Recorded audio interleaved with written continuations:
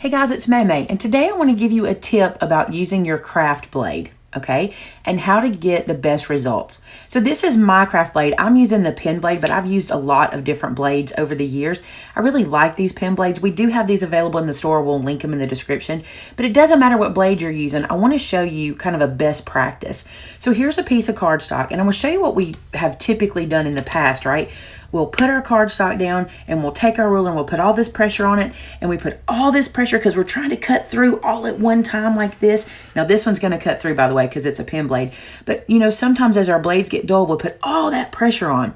When we're putting all that pressure on, we take a chance of slipping with our ruler or losing traction and kind of getting off and getting that little sliver. You know what I'm talking about when you have to go back and start over? So let me show you a better way to do this. Less pressure, and it also makes your hand not hurt so bad.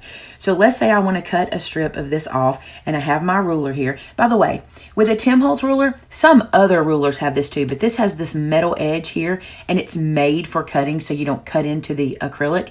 I don't use that side. I will be confessing here. I use the other side, but the reason is I like the bevel, and this bevel lets me get closer to my paper. At least I feel like I can. So I lay this down like this, line it up like I want it, wherever I'm wanting to cut, and then I take my blade and I do multiple passes with lighter pressure.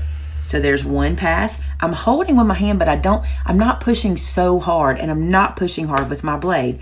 The next pass, lighter pressure, and when this is cut through, it will release itself. Usually 3 times. There you go, 3 times. A nice clean cut.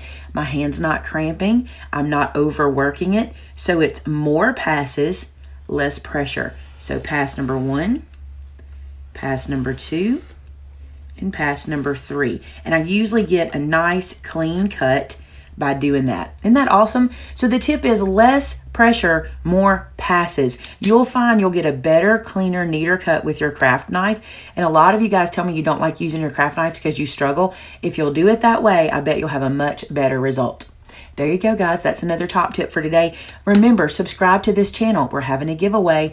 When this channel reaches 100,000 subscribers, we're giving one lucky winner a machine of their choice. A Cricut cutting machine, a Brother Scan cut machine, or a silhouette machine. The winner gets to choose. And all you have to do is subscribe to get us to 100,000.